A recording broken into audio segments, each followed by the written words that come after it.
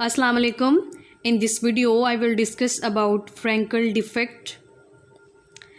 Okay जो Frenkel defect होता है हमारे पास बेसिकली ये एक इंट्रिंसिक पॉइंट डिफेक्ट होता है।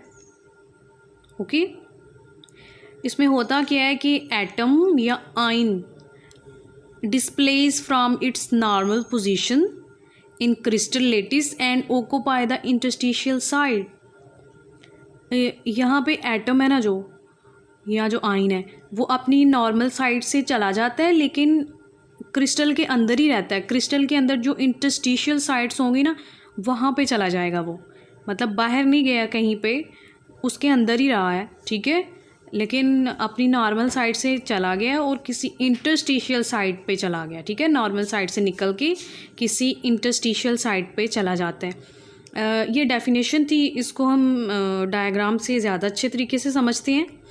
सबसे पहले थोड़ी सी कंडीशंस चेक कर लेते हैं फ्रैंकल डिफेक्ट के लिए कि इसमें जो अप्पस केटाइन है उसका साइज़ ज़्यादा स्मॉल होना चाहिए, ठीक है, और एनाइन का साइज़ ज़्यादा होना चाहिए। यानी इसमें इनमें साइज़ डिफरेंस काफ़ी ज़्यादा होता है एनाइन और केटाइन में। अगर हम प्रीवियस वीडियो की बात करें जिसमें मैंने शॉर्टकट डिफेक्ट के बारे में बात की थी, उसमें मैंने बताया था कि एनाइन और जो केटाइन है उनका जो साइज़ है वो कंपेरेबल होना चाहिए, यानी दोनों का साइज़ तकरीबन सेम होना चाहिए। लेकिन फ्रैंकल डिफेक्ट में मैंने बात चेंज कर दी है। इसमें ये है कि इसमें केटाइन का साइज़ तो मतलब वो पहले स्मॉल होता है, ठीक है, वो छोटा ही होना चाहिए, और जो एनाइन है उसका साइज़ लार्ज होना चाहिए, यानी दोनों के साइज़ में डिफरेंस होना चाहिए। अब हम ये कहते हैं कि इसमें यूजुअली क्या होता है कि जो केटाइन है ना वो अपनी नॉर्मल पोजीशन से डिस्प्लेस होके किसी इंटरस्टिशियल साइड पे चला जाता है।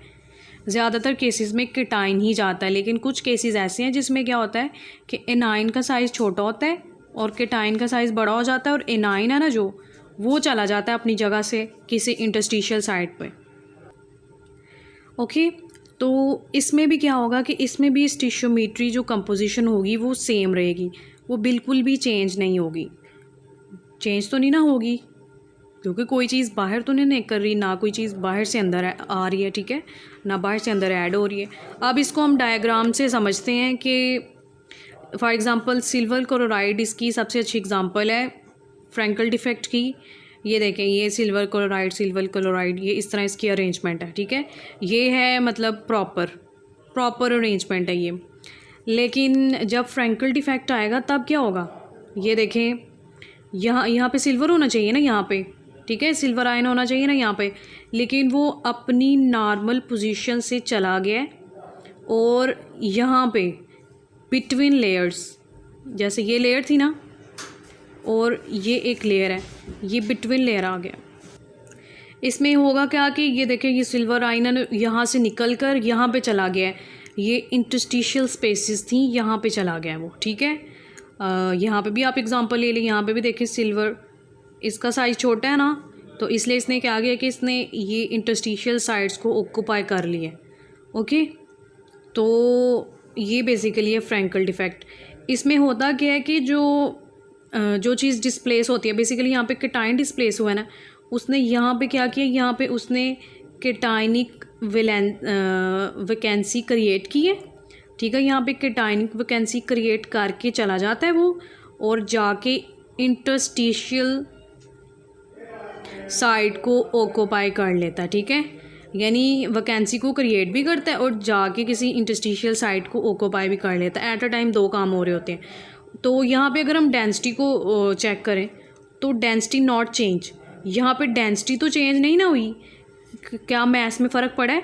ये देखें, सिल्वर आयन बस यहाँ से उठ के यहाँ पे गया है, ठीक है, यानी रहा तो वो अंदर ही है ना सिल्वर, यहाँ से उठ के यहाँ पे चला गया, ये वाला यहाँ से उठ के यहाँ पे चला गया, लेकिन वो बाहर तो नहीं ना गया, ठीक है। इस वजह से यहाँ पे डेंसिटी चेंज नहीं होगी, क्योंकि जो वैकेंसी क्रिएट हुई तो है, लेकिन यहाँ पे इंटरस्टिशियल साइड्स को जाके उसने ऑक्यूपाई कर लिया है सिल्वर आयन ने, ठीक है, यानी वो बाहर तो गया ही नहीं है, मतलब वज़न कम ही नहीं हुआ, आपके क्रिस्टल का मैस कम ही नहीं हुआ, तो डेंसिटी भी कम नहीं होगी, ना ज़्यादा हुई है ना कम हुई है, तो वो चेंज ही नहीं हुई, तो मतलब डेंसिटी रिमेन कांस्टेंट, वो चेंज नहीं होगी, डेंसिटी डज़ नॉट चेंज। यहाँ से भी आप चेक कर लें कि ये देखें यहाँ पे साइड्स पे क्या लगे हुए हैं, ये सिल्वर ब्लू वाले और ये क्लोराइड आइन है। लेकिन जब डिफेक्ट आएगा, फ्रैंकल डिफेक्ट आएगा, तो ये देखें यहाँ से चला गया सिल्वर और ये किसी और इंटरस्टिशियल साइड पे जाके उसने ऑक्यूपाई कर लिया है, मतलब साइड को जाके ऑक्यूपाई कर लिया। तो डेंसिटी तो चेंज नहीं ना हुई, रहा तो इसके अंदर ही है वो। देखें 1 2 3 4 सिल्वर है, यहाँ पे भी 4 ही हैं, 1 2 3 4, और यहाँ पे 1 2 3 4 क्लोराइड है, यहाँ पे भी 4 ही क्लोराइड है। तो फ़र्क तो किसी चीज़ का नहीं पड़ा, एटम तो उतने ही है, ठीक है।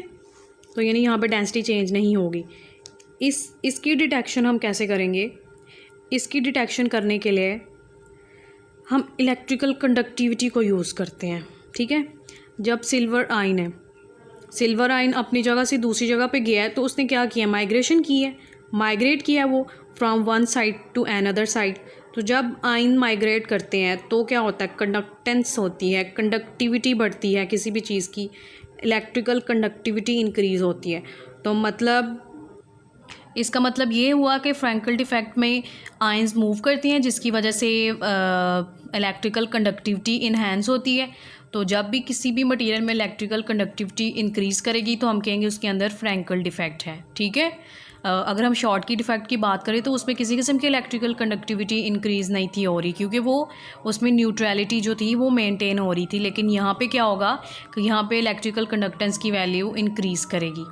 ओके, शुरू में मैंने बताया था कि केटाइन का साइज़ छोटा होना चाहिए, एनाइन का साइज़ बड़ा होना चाहिए, और जो केटाइन होगा वो अपनी जगह से जाके किसी इंटरस्टिशियल साइट को ऑक्यूपाई कर लेगा। लेकिन मैंने साथ में ये भी कहा था कि कभी कभी एनाइन भी क्या करता है कि अपनी जगह को छोड़ के इंटरस्टिशियल साइट को ऑक्यूपाई कर लेता है। तो केटाइन केटाइनिक वैकेंसी क्रिएट करता है और एनाइन एनाइनिक वैकेंसी क्रिएट करता है। अगर हम फ्लोराइड आयन की बात करें तो इसका साइज़ बहुत ही छोटा होता है एज़ कम्पेयर टू साथ वाले केटाइन के, ठीक है। तो फिर तो यहाँ पे केटाइन तो नहीं ना मूव कर सकता क्योंकि इसका साइज़ बड़ा है, तो इसलिए यहाँ पे कौन मूव करेगा? यहाँ पे एफ नेगेटिव जो फ्लोराइड आयन है वो मूव करेगा, ओके, और वो जाके फिर इंटरस्टिशियल साइट को ऑक्यूपाई कर लेगा, ओके।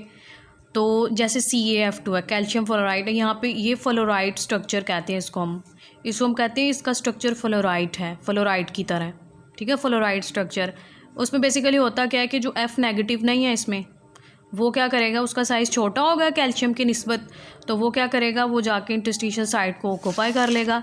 इसी तरह ये कुछ एग्जांपल है, cerium oxide, thorium oxide, zirconium oxide. इसमें से जो O-2 है इसका साइज़ जिरकोनियम, थोरियम, सीरियम इनकी निस्बत छोटा होता है, इस वजह से ये यहाँ पे इंटरस्टिशियल साइट को ऑक्यूपाई करता है, ओके। यानी ये एनायनिक वैकेंसी की कुछ एग्जांपल्स हैं। इसी तरह एक ये Na2O है, इसमें जो Na पॉजिटिव है ना, यानी जो सोडियम है उसका साइज़ छोटा होगा और ऑक्सीजन का साइज़ जो ऑक्साइड आयन है उसका साइज़ बड़ा होगा, तो जिसकी वजह से फिर सोडियम आयन ही जाकर इंटरस्टिशियल साइट को ऑक्यूपाई करेगा। तो ये फिर फ्लोराइड की तरह तो नहीं ना हुआ, इसको हम कहते हैं anti fluoride. Anti fluoride basically एक मिनरल है, ठीक है। तो ये भी फ्लोराइड, इसका स्ट्रक्चर भी बिल्कुल फ्लोराइड की तरह ही होता है, ठीक है। जिस तरह क्रिस्टल का स्ट्रक्चर नहीं होता बिल्कुल उसी तरह इसका स्ट्रक्चर होगा, लेकिन क्या होगा कि केटाइन और एनाइन की जो पोजीशंस हैं वो रिवर्स होंगी। इसके साथ हमारा कंसर्न नहीं है, सिर्फ आपने यही याद रखना है कि ये जो फ्लोराइड आयन है इसमें फ्लोराइड आयन जाकर इंटरस्टिशियल साइट को ऑक्यूपाई करता है, और Na2O जो एक एंटी फ्लोराइड है इसमें सोडियम जाके इंटरस्टिशियल साइट को ऑक्यूपाई करेगा। हम कहेंगे कि फ्रैंकल जो डिफेक्ट है वो ऐसे क्रिस्टल के अंदर प्रोमिनेंट है या डोमिनेट करता है जिनके अंदर एनाइन का साइज़ यूजुअली बड़ा होता है और केटाइन का साइज़ यूजुअली छोटा होता है, जैसे सिल्वर ब्रोमाइड, सिल्वर आयोडाइड, और जो मैंने पीछे प्रीवियस एग्जांपल दिए सिल्वर क्लोराइड, इस तरह ये रुबीडियम सिल्वर आयोडाइड, ठीक है। इनके अंदर जो एनाइन है उनका साइज़ बड़ा होता है और केटाइन का साइज़ छोटा होता है। केटाइन क्या करता है? अपनी जगह को छोड़ के किसी भी इंटरस्टिशियल साइट को जाके ऑक्यूपाई कर लेता है, ठीक है। और ये आयनिक कंडक्टर होते हैं, ठीक है, फ्रैंकल डिफेक्ट, क्योंकि इसमें आयंस जो होते हैं वो मूव करते हैं और इसको ज़्यादा गुड कंडक्टर बनाते हैं और इसको मेटल से डिफ्रेंशिएट करते हैं। मेटल से क्यों डिफ्रेंशिएट करता है? क्योंकि मेटल के अंदर तो इलेक्ट्रॉन्स होते हैं, तो वो इलेक्ट्रॉन ही कंडक्शन करता है, इसके अंदर आयंस मूव करते हैं, तो इसलिए ये आयनिक कंडक्टर हुए, ठीक है।